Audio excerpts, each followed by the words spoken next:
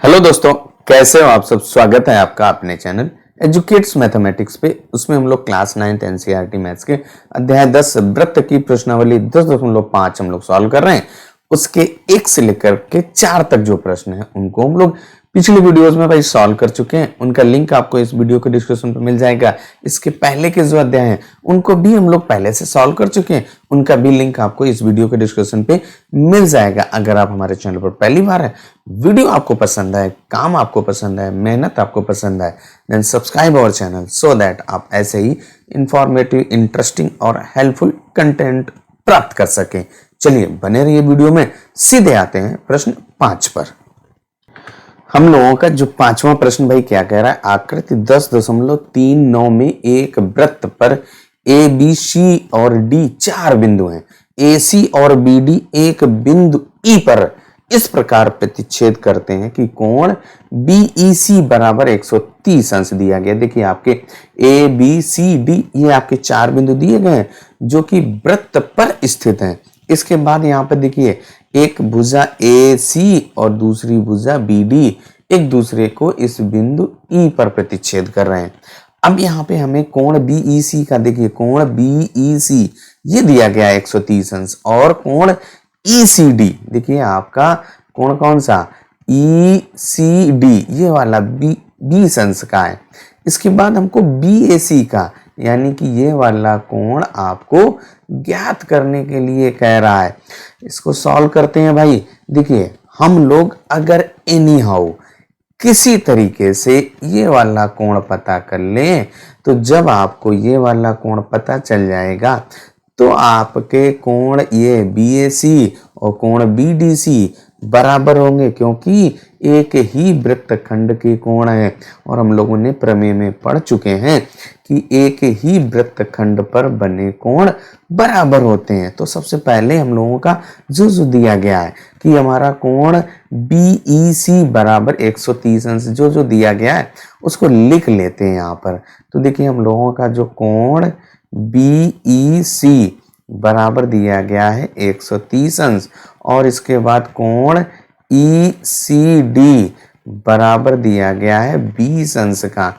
अब आप अगर यहाँ पर ध्यान से देखें कि जो आपकी एक ये बीडी रेखा है, देखिए जैसे समझिए यहाँ पे अलग से फिगर बना रहा हूं, बीडी ये हम लोगों की रेखा है।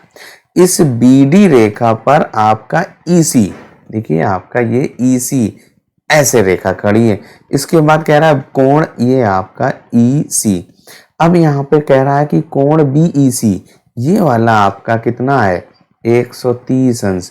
तो ये वाला कोण हम लोग ज्ञात कर सकते हैं, यानी कि जो फिगर है उस पे आ जाइए। कौन सा ये आपको पता है तो इधर वाला ये वाला कोण हम लोग ज्ञात कर सकते हैं, क्योंकि ये आपके एक रेखीय कोण है। इंग्लिश में बोले तो लीनियर पेयर एंगल है। तो इनका योग आपका 180 अंश होता है। तो यहाँ पर लिखेंगे कि कोण बीईसी यहाँ पे लिख देते हैं भाई,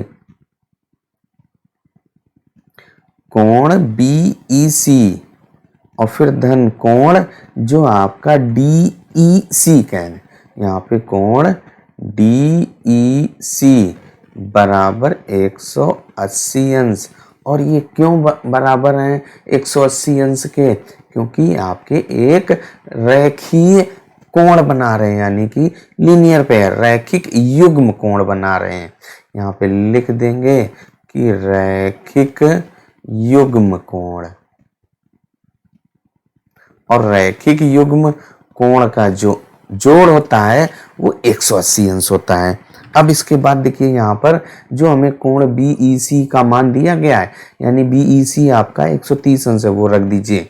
तो यहाँ पर 130 अंश धन कोण डीईसी बराबर 180 अंश। अब इस 130 को आप इधर ट्रांसफर कर देंगे तो आपका क्या हो जाएगा, माइनस हो जाएगा। 130 को इधर 180 की तरफ जब लाएंगे तो हमें कोण डीईसी का मान आ जाएगा। तो यहाँ पर हम लोग लिखते हैं कि कोण डीईसी यानी कि कोण डीईसी बराबर क्या हो जाएगा 180 अंश माइनस 130 अंश। तो यहाँ से जो आपका कोण डीईसी बराबर 180 से 130 घटा दीजिए तो आपका 50 अंश आ जाएगा। यानी कि आपने कोण DEC का मान ज्ञात कर लिया, वो यहाँ पर रख देते हैं भाई। जब हम लोगों ने DEC का मान ज्ञात कर लिया, अब देखिए जो आपने DEC का मान 50 अंश ज्ञात किया, अब हमारे पास एक त्रिभुज DEC बन रहा है। ये देखिए ना आपका DEC, एक ये त्रिभुज दिया गया है। इस त्रिभुज के तीनों कोणों का योग 180 अंश होगा और उसमें से आपके ये दो कोण दिए गए। इसके बाद हम लोग इस तीसरे कोण, कौन सा, EDC या CDE, इसका मान ज्ञात कर सकते हैं। जो त्रिभुज के तीन कोण हैं उनका योग 180 अंश, वही यहाँ पे लिख दिया। कोण DEC यानी DEC धन कोण ECD और धन कोण EDC बराबर 180 अंश। यहाँ पे DEC का मान देखिए आपने 50 अंश ज्ञात किया है और फिर धन यहाँ पे ECD, देखिए आपका जो फिगर है उसमें ECD का मान 20 अंश दिया गया है। तो यहाँ पर आप 20 अंश रख दीजिए। धन कोण EDC, ये तो हमें ज्ञात करना है, और ये आपका 180 अंश। यहाँ पे 50 और 20 जोड़ दीजिए। 50 और 20 जोड़ेंगे तो हम लोगों का 70 अंश आ जाएगा। धन कोण EDC बराबर आपका 180 अंश। तो यहाँ से हम लोगों का जो कोण EDC बराबर, इस 70 अंश को आप लेफ्ट से जब राइट लाओगे तो ये धन से ऋण हो जाएगा, यानी 180 से घट जाएगा। तो घटा दीजिए भाई।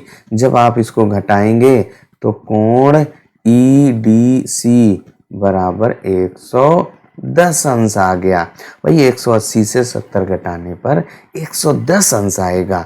अब हम लोगों ने क्या किया, कोण EDC का मान ज्ञात कर लिया।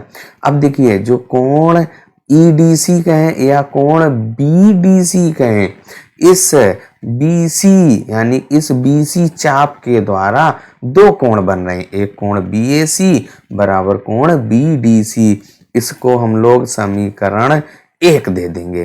तो अब इसके बाद लिखते हैं कि कोण BAC बराबर कोण BDC, लिख देंगे एक ही वृत्तखंड पर बने कोण हैं, तो वो बराबर है भाई। सेम चीज हम लोग लिखते हैं भाई। तो यहां से देखिए हम लोगों का क्या हो जाएगा, चाप BC द्वारा बने कोण, जो हमारा ये चाप BC है इसके द्वारा कोण BAC बन रहा है और कोण BDC बन रहा है, ये क्या होंगे, बराबर होंगे। लिख देंगे एक ही वृत्तखंड के कोण। इसके बाद BDC का मान हम लोगों ने अभी ज्ञात किया है। कोण EDC कहें, देखिए जो आपका EDC कहें या BDC कहें, बातें की है। तो यहां से लिख देंगे कि कोण BAC बराबर आपका 110 अंश, और ये आप समीकरण जो 1 दिया गया है समीकरण 1 से, और इस तरीके से जो हमारा 5वां प्रश्न है भाई सॉल्व हो जाता है। वीडियो आपको कैसा लगा कमेंट करके जरूर बताइएगा। चलिए तब तक अपना ख्याल रखिए, स्वस्थ रहिए, मस्त रहिए। मिलते हैं अगले वीडियो में अगले प्रश्न के साथ।